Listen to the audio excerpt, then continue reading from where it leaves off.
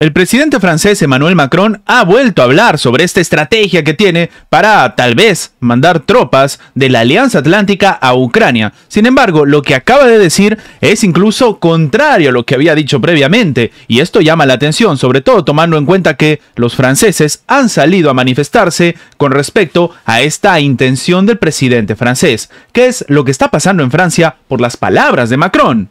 Vamos a comentarlo.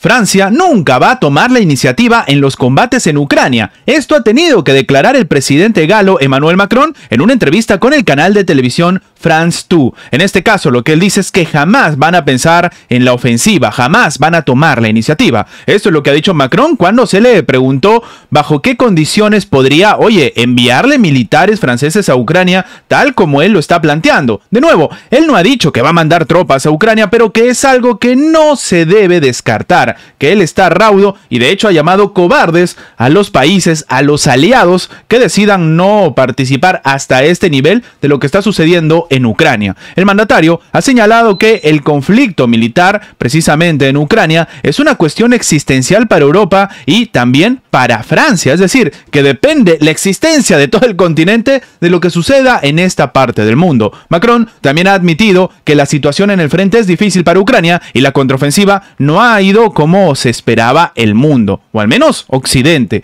Ya a finales de febrero, las palabras del líder francés con respecto a que en la conferencia que se llevó a cabo en París y en la que participaron también casi todos los países miembros de la Unión Europea, dijo que, se había discutido o se había calculado que esta coalición para ataques profundos que se está llevando a cabo para suministrar misiles de mediano y largo alcance a Ucrania es una realidad. Y entonces algunos se están preguntando por qué el presidente francés está trabajando tan de cerca con lo que está sucediendo en Ucrania. Pues aparentemente esto no ha sentado nada bien a los propios franceses. Y es que, escuchen bien esto, casi el 60% de los franceses creen que Macron ha ido demasiado lejos en la ayuda a Kiev. Sí, el presidente de Francia, Emmanuel Macron, no tenía razón al poner sobre la mesa un posible envío de tropas a Ucrania. Esto están diciendo los franceses, según un sondeo de la encuestadora Alave del canal BFM TV. La mitad de los encuestados también se oponen a la ayuda de 3.000 millones de euros incluida en el acuerdo firmado con Kiev.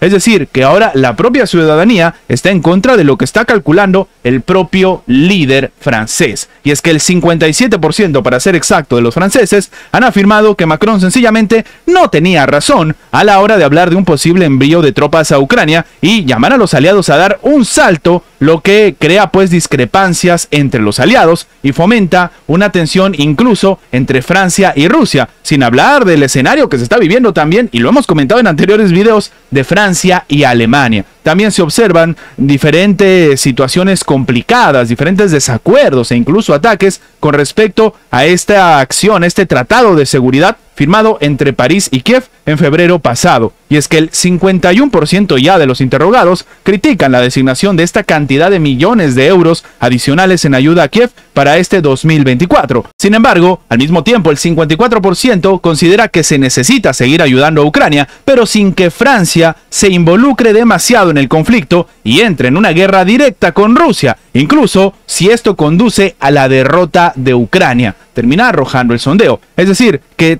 tal vez el pueblo francés no está apoyando las iniciativas de su propio presidente. Pero me gustaría saber su opinión abajo en los comentarios. ¿Por qué Francia ha empezado a entrometerse, a meterse tanto en lo que está viviéndose en Ucrania? ¿Realmente es el final de todo el viejo continente si Rusia gana, entre comillas, el conflicto? Déjenos su opinión abajo en los comentarios. El demócrata Chuck Schumer, para que se entienda, que es líder del Senado de Estados Unidos, acaba de criticar a Benjamin Netanyahu. De hecho, es más importante entender algo. Es un político judío que ocupa de nuevo el cargo representativo más alto en el país norteamericano. Él ha dicho el día de hoy que el primer ministro Benjamin Netanyahu tiene que renunciar y que es un obstáculo importante para alcanzar la paz en Oriente Medio. De nuevo, lo está diciendo un político estadounidense, el máximo representante del Senado en Estados Unidos, y que para variar es judío.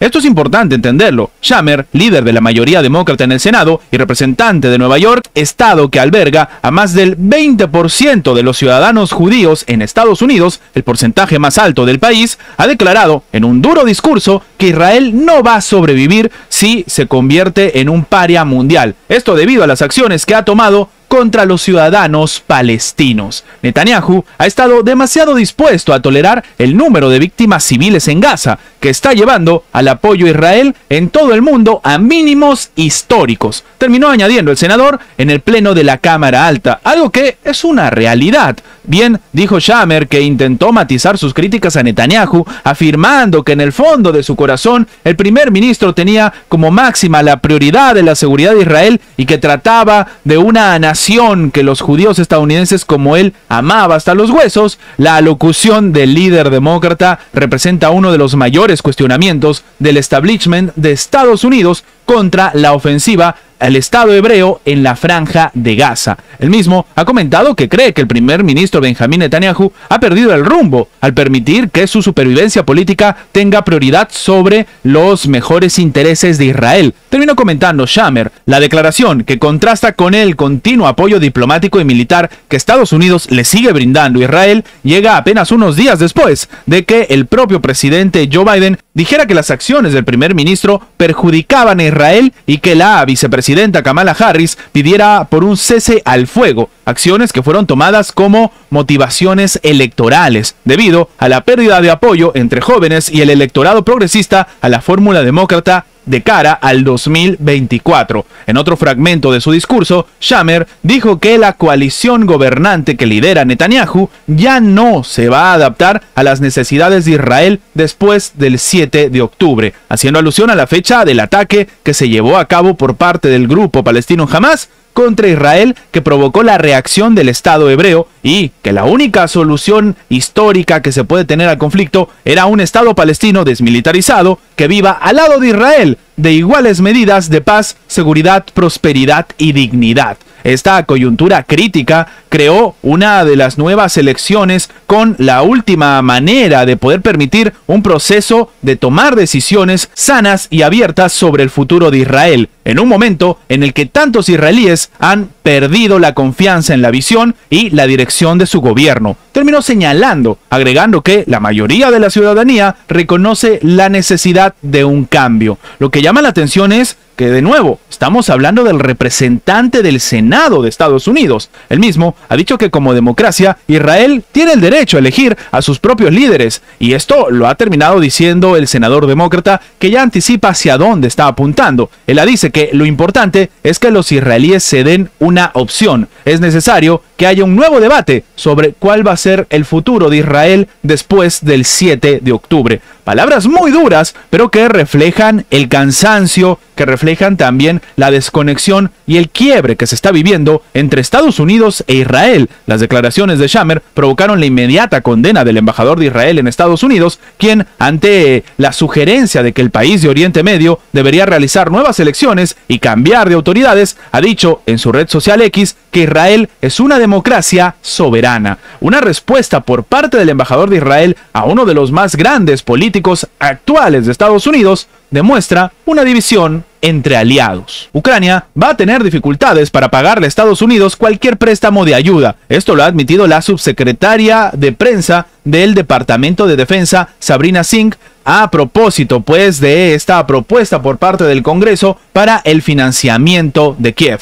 Lo que ha comentado de manera literal es que una nación como Ucrania, que está pasando por una guerra, cree que va a ser muy difícil, obviamente, para un país como ese poder pagar este tipo de préstamos, pero esto es algo que también tendría que resolverse no solo por el propio Departamento de Defensa, sino por el Departamento de Estado, e incluso tendría que revisarse con la Casa Blanca. Esto ha declarado Singh en una rueda de prensa. Lo que llama la atención entonces es ¿por qué le siguen prestando ayuda a Ucrania si no la va a poder pagar? Y claro, este escenario lo que empieza es a preocupar sobre todo a la comunidad internacional con respecto a cómo va a lograr la administración de Volodymyr Zelensky responder a la masiva ayuda que ha entregado ya no solamente Estados Unidos, sino una cantidad increíble de países a lo largo de la Unión Europea y miembros de la Alianza Atlántica. Sin embargo, lo que llama la atención es que, a pesar de que es difícil prestarle, a pesar de que no se sabe si va a pagar, ahora ha salido al frente el Congreso de Estados Unidos y más específicamente una agencia ligada al Congreso a solicitar que se haga seguimiento a las armas que se le están enviando a Ucrania. Y es que sí, el Departamento de Estado de Estados Unidos ha recibido recomendaciones sobre la necesidad de garantizar un seguimiento adecuado del trayecto y un uso de las armas estadounidenses en Ucrania. En enero, Rusia denunció que cargamentos ilegales fueron detectados incluso en la Franja de Gaza. Y es que la Oficina de Rendición de Cuentas del Gobierno de Estados Unidos presentó una serie de recomendaciones al Departamento de Defensa para garantizar el seguimiento adecuado y el trayecto y uso de armas que el país norteamericano entrega a las Fuerzas Armadas de Ucrania, según informado Reuters. Ahora, el órgano de auditoría y supervisión que está vinculado al Congreso estadounidense asegura que las armas suministradas por Washington tardan semanas en llegar al país, según dice el propio artículo. Además, el Pentágono no ofrece directrices claras sobre el seguimiento de las entregas, mientras que los datos de los organismos militares no son necesariamente precisos al respecto, lo cual estaría demostrando como algunas denuncias se habla pues de que existe un mercado negro o que las armas que está enviando Occidente terminan en lugares que no tienen nada que ver con Ucrania. De hecho, para garantizar el seguimiento, lo que está comentando esta organización es 8 recomendaciones. En este caso, se habla para poder mejorar la precisión de los datos suministrados y validar el abordaje del control del uso final de las armas en Ucrania. Ya no hacer un seguimiento de dónde se está gastando cada bala, como dicen algunos, sino qué es exactamente lo que está pasando dentro de Ucrania. Y, sobre todo, algo relevante, las armas de Occidente que están en Gaza. Pues resulta que algunas armas ucranianas suministradas por Occidente terminan siendo encontradas no solamente en la Franja de Gaza, sino también en Finlandia, Suecia, Dinamarca, Países Bajos. Esto ha declarado en enero el ministro de Relaciones Exteriores de Rusia, Sergei Lavrov. Entonces, ¿qué es lo que se está haciendo con el armamento? Una pregunta que absolutamente nadie puede responder. Antes de terminar, los invitamos a que se hagan miembros del canal para que además de tener acceso a la pestaña de comunidad donde publicamos muy a nuestro estilo las diferentes situaciones que suceden en la geopolítica actual con diferentes artículos y, como siempre, sin seguir ninguna agenda como hacen algunos medios tradicionales, también van a tener acceso previo a poder ver los videos antes de su publicación en las horas normales en una forma de agradecerles a todos los que hacen posible el mantenimiento de este proyecto. De nuevo, por solamente $1.99 tienen estas ventajas en forma de agradecimiento por apoyar a mantener este proyecto. Sin más que agregar, nos vemos en la próxima.